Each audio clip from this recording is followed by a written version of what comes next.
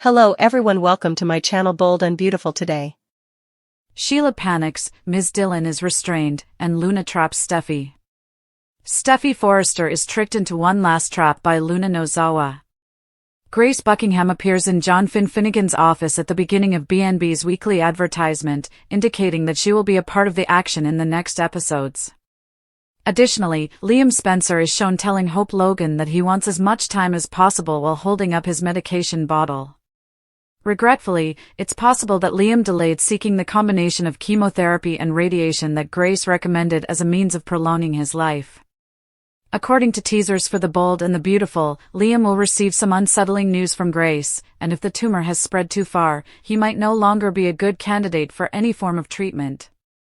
However, with Jacqueline McInnes Wood's maternity leave quickly approaching, it's probable the show will wish to prolong Liam's life a bit. In order for Steffi to ultimately be on TV for the drama of his death and funeral, Liam might be kept alive. In such instance, Grace's unsettling news might simply be an attempt to stir Liam up. If the treatment is still a possibility for Liam, he might decide it's time to explore it while he can. Since Luna will utilize Ms. Dillon to trick Hayes Finnegan's mother, let's move on to the topic of Steffi. Sheila Sharp will realize she wants to permanently get rid of Steffi after Luna tells her she has one more task to complete before leaving town.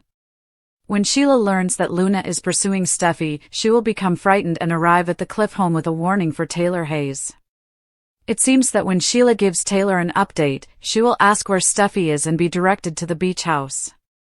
Luna would respond that Ms. Dillon is a bit tied up when Steffi is ambushed there and demands information regarding Hayes' instructor. Luna will literally mean that because the weekly preview video shows a horrified Ms. Dillon gagged and tied. But with a gun in her hand, Luna will tell Steffi to forget about it and insist she must speak with her instead. The skies over the Pacific had begun to darken, a bruised dusk rolling over the coastline like a slow-moving tide, mirroring the unease settling deep in Steffi Forrester's chest as she stepped across the creaking deck of the beach house, the wind tugging at her tousled curls and her voice echoing faintly as she called out for her son's teacher. Ms. Dillon? The silence was unnatural. Heavy. Suffocating. And the moment she crossed the threshold, the door whispering shut behind her like a secret, she knew she wasn't alone, nor was she safe. The shadows held breath, and then, movement, Luna Nozawa emerging from the corner with a faint, eerie calm on her face, her silhouette framed by the fading gold light outside. Looking for someone, she asked coolly, motioning toward the adjacent room with her chin. And then Steffi heard it, a soft, muffled sob. Rushing past Luna, she reached for the door, only to freeze as the unmistakable click of a safety being released filled the air behind her. She's a little tied up, Luna whispered, voice like ice. Steffi turned slowly, disbelief flashing in her eyes. There, in the hallway behind Luna, Ms. Dillon sat bound to a chair, eyes wide, mouth gagged with a scarf, her hands twisted behind her back, legs tangled in rope, and tears streaming down her cheeks. What the hell is going on? Steffi snapped, stepping toward her, but Luna lifted the weapon, her hand steady now, her voice hardening. I told you. We need to talk first. In that moment, the layers fell away. Luna's always perfect demeanor, polished, professional, harmless, cracked like fine porcelain. Her eyes were wild with grief, rage, guilt. You think you're the hero in this story, Steffi. The fierce protector. The invincible matriarch. But you destroyed lives. Mine. My mother's. My future. You destroyed him. The name didn't have to be spoken, it hung between them like a ghost. Finn. You think I don't know what you've been doing behind closed doors, how you manipulated him to shut me out after the truth came out about Poppy. You think because you married into the Forrester dynasty, you can just erase everyone who doesn't fit the picture. But you can't erase me. Steffi's voice was firm but even. Luna, you need help. You're not thinking straight. You've crossed a line.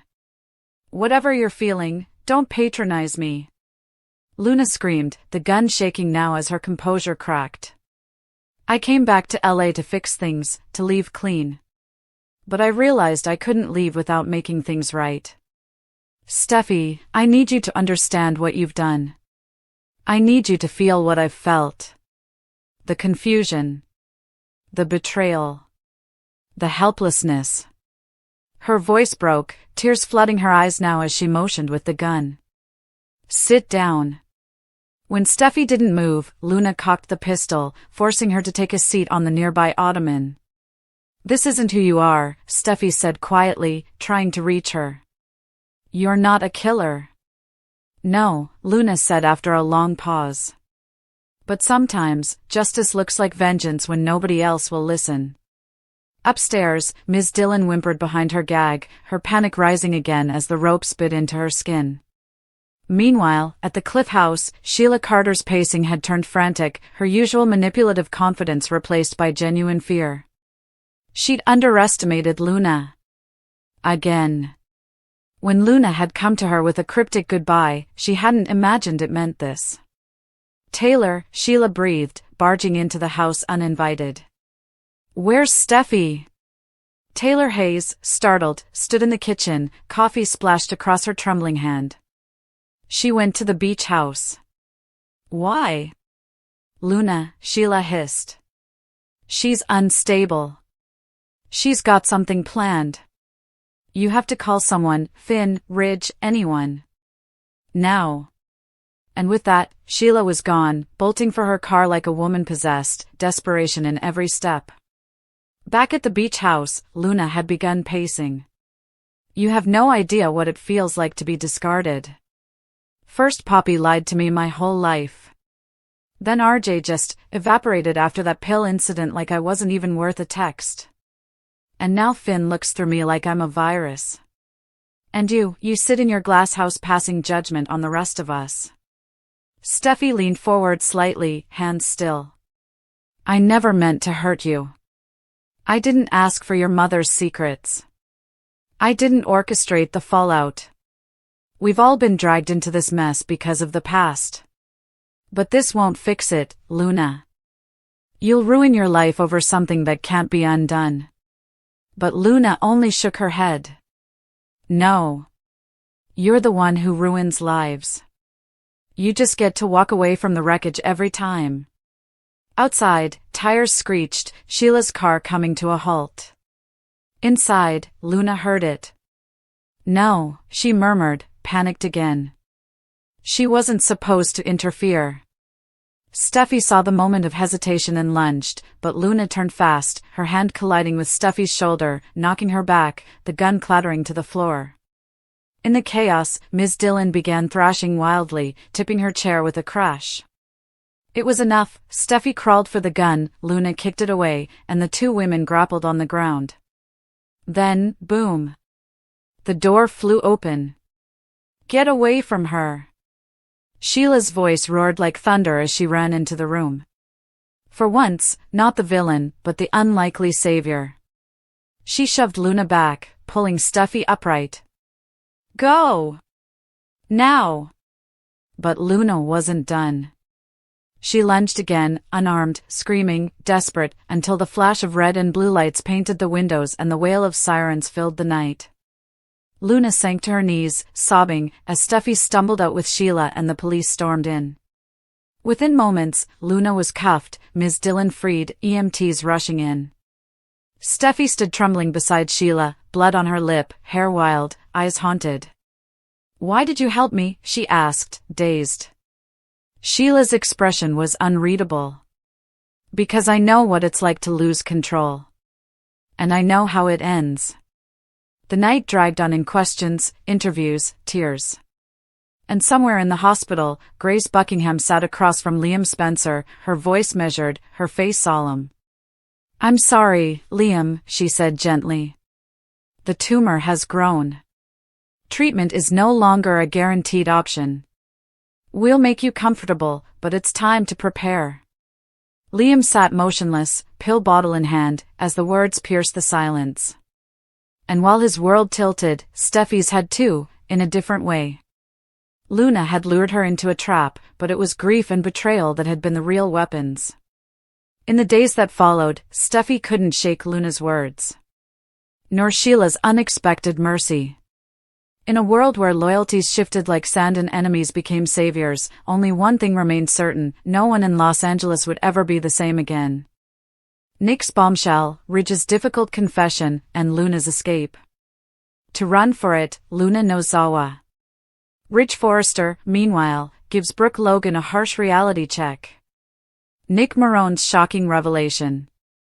Nick Marone, who overheard Ridge and Taylor Hayes talking at Il Giardino, should be mentioned first. Nick then proceeded to inform Brooke that Taylor had asked Ridge to marry him. Brooke initially referred to Taylor's proposal as desperate since he couldn't believe it. But at that point, Nick had to inform Ridge that he had indeed accepted the marriage proposal. Nick will be there to console Brooke, of course. Nick is probably hoping to get Brooke before Ridge realizes his mistake. The disclosure of Ridge Forrester. Ridge is unaware that Nick has already shared the wedding news with Brooke. Ridge informed Taylor that he had to inform Brooke about the situation before she found out elsewhere. Although Taylor made a brief remark, she will probably find this amusing. Ridge will give an explanation when Brooke asks why he answered yes. According to Ridge, things are simply simpler and easier with Taylor. Ridge's affection for Taylor, however, doesn't seem to be as intense as Bridge's. In any event, Brooke must now come to terms with the fact that Ridge is getting married to Taylor. According to previews for the upcoming episode of Luna Nozawa Runs the Bold and the Beautiful, Luna is aware that Will Spencer is portraying her. Luna is very dangerous since she basically has nothing to lose. Even though Luna is aware that Will is wired, she is nevertheless bringing a gun to him. The police are probably coming, but not soon enough. Luna will run for it, according to fans. Luna becomes a fugitive after evading Will and the authorities. We might witness Will suffering an injury of some sort. That might make Bill Spencer aware of the problem. Additionally, Sheila Carter Sharp's conversation with Deacon Sharp will be included. Supporters remember that Sheila cautioned Luna that Will's change was a little too abrupt. The girl was cautioned by the grandmother as well. Sheila will therefore express her thoughts on the Spencer men's apparent inability to refrain from betraying others. It began with a haze of secrets in Los Angeles, where the golden sun masked the storm brewing beneath the surface. Luna Nozawa's pulse thundered in her ears as she stood in the dim light of Will Spencer's penthouse, her hand trembling against the cold metal of a gun. Her eyes, usually soft and reserved, now shimmered with the fire of betrayal. She had trusted Will, let him into the cracks of her carefully guarded soul, and now she knew the truth. Will wasn't here for love or reconciliation. He was wired, a puppet in a dangerous game, a Spencer tool in a far-reaching scheme that reeked of lies and manipulation. Sheila Carter Sharp had warned her, in her gravelly voice laced with experience and cynicism, men like that don't just change overnight, honey. Luna hadn't listened, but now she wished she had. The room felt suffocating, thick with deceit, and with her back to the window, Luna made a decision she could never take back. She lunged, not with malice, but with desperation. Will reached for her, pleading, "Luna, don't do this." But her instincts had kicked in. In one swift move, she slipped past him, gun tucked away, adrenaline giving her wings. She bolted, pushing through the door, past startled guards, down the hall, into the elevator shaft, anywhere that wasn't there. The police were en route, tipped off by Will's signal, but Luna was faster, wilder. She became a shadow, dissolving into the city night, hunted and heartbroken. Meanwhile, the drama unfolding between Ridge Forrester and Brooke Logan threatened to unravel everything the Forrester family had stood for. Ridge, the ever-tormented designer, stood in Brooke's Malibu living room, the ocean crashing behind him, his brow furrowed in that classic way. He hated this. Hated what he had to say. But he couldn't avoid it any longer. "Brooke," he began, voice heavy with remorse, "I'm marrying Taylor." The words fell like bricks. Brooke's eyes widened, the breath escaping her lungs in a short, stunned gasp. She shook her head slowly, as if trying to wake from a bad dream. You said you needed time," she whispered, pain twisting each syllable. Ridge stepped closer but didn't touch her. He respected her enough for that. I did. But Taylor, she's steady, she's safe. Brooke laughed, bitter and broken. Safe? She repeated. So that's what you want now? A life jacket instead of a flame? Her words hit hard, and Ridge winced, but didn't back down. You and I, we burn too bright, Brooke. We crash. Taylor's different. There's no drama. No chaos. Brooke turned away, tears stinging her eyes. But there's no passion either, is there? She asked quietly. Ridge didn't answer, because the truth would hurt more than the lie. But just as Brooke tried to compose herself, the door opened, and in walked Nick Marone, stormy as ever, his jaw tight with anger and something else, protective fire. I told her, he said flatly, eyeing Ridge. She deserves to know the truth before it's too late. Ridge narrowed his eyes. You had no right. Nick stepped forward. I had every right. You were going to marry her one day, now you're running off with Taylor like it means nothing. Brooke turned, confused. Wait, you knew already? She asked Nick. He softened. I overheard Taylor proposing to Ridge at Il Giardino. He didn't hesitate, Brooke. He said yes like you never existed. That was the final crack. Brooke's knees buckled slightly, but she stood her ground. Ridge stepped forward, helpless, but Brooke held up a hand. No. Don't. You made your choice. Nick wrapped a steady arm around her, eyes never leaving Ridge. You deserve better, he said. Ridge didn't respond. He couldn't. Because maybe, just maybe, Nick was right. Across town, chaos erupted as police sirens screamed into the air, chasing a shadow who was now more legend than woman. Luna, clad in black, had taken to the streets like a ghost, slipping through alleys, climbing fire escapes, ducking into empty warehouses, her every breath a fight for survival. Will's voice echoed in her head, pleading, lying, betraying. She remembered the warmth of his touch, the sincerity in his eyes, all fake. All of it. How had she fallen for it? And worse, how had she not seen it coming? Somewhere in the distance, her phone buzzed. It was Sheila. Again. Another warning. Another message unread. Luna tossed the phone into a dumpster and kept running. She couldn't trust anyone, not even Sheila. Not now. Not after what she'd learned. And what exactly had she learned? That the Spencer dynasty wasn't just built on money and media, but betrayal, surveillance, manipulation. And Luna, quiet, brilliant, underestimated Luna, had been their latest experiment. But she wouldn't play victim. She wouldn't go quietly. Elsewhere, Deacon Sharp sat across from Sheila at Il Giardino, sipping his espresso like it was whiskey, watching her closely. She's not going to make it out clean, he said. Sheila smirked, brushing a strand of wild hair behind her ear. Luna's tougher than you think, she replied. She's got me in her blood. Deacon shook his head. That's what I'm afraid of. Sheila leaned forward, her voice hushed but intense. Will Spencer made a mistake. Spencer men always do. Just like Ridge. That name again. It echoed everywhere. Ridge, the center of every tangled web, every broken heart, every wrong turn. Back at Brooks, Ridge had left, the scent of his cologne lingering like a ghost. Brooke sat in silence, her tears long dried, her heart hardened. Nick handed her a glass of wine. To new beginnings, he said. She took it, but didn't smile. To endings first, she replied. They clinked glasses, the sound sharp and final. Meanwhile, Ridge returned to Taylor's, his expression grim. She knows, he said. Taylor nodded. And? Ridge shrugged. She took it better than I expected. Taylor looked at him closely. And you? Are you okay? Ridge looked away, out the window, where the stars blinked in the distance. I don't know, he admitted. I thought this would feel right. Taylor frowned. Does it? Ridge didn't answer.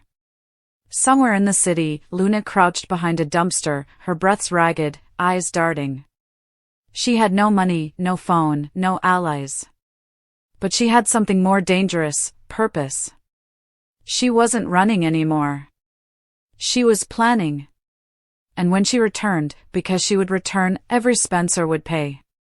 Every truth would come to light. Every lie would collapse. Luna was no longer a pawn. She was a queen in exile, ready to reclaim her crown. Back at the restaurant, Deacon looked at Sheila. She's gone rogue. Sheila smiled, almost proudly. Good. Maybe it's time someone shook up this town. Deacon raised an eyebrow. And when she comes back? Sheila's smile widened. Then we watch the empire burn. Nick, meanwhile, wasn't just comforting Brooke, he was strategizing. Ridge had had his chance. Multiple chances. And now, Nick saw a path forward, not just to Brooke's heart, but to reclaiming a place of power. With Ridge distracted and Taylor second-guessing the future, Nick was ready to make his move. Not just as Brooke's protector, but as her partner. Let's get out of here, he said gently. Somewhere quiet. Just us. Brooke looked at him, years of shared history in her gaze. She didn't say yes. But she didn't say no. And that was enough for now. As the sun began to rise over Los Angeles, casting a golden hue over a city brimming with secrets, alliances shifted. Ridge stood alone in his office, sketching a design he couldn't finish. Taylor watched from the doorway, worried. Luna disappeared into the haze, her future uncertain but her vengeance assured. Nick and Brooke drove along the coast, the road ahead wide open. And somewhere, in the silence, a storm began to rumble. Because in this city, nothing stays buried. Not love. Not betrayal. Not the truth. And Luna Nozawa? She was coming back, with fire in her heart and a reckoning in her wake.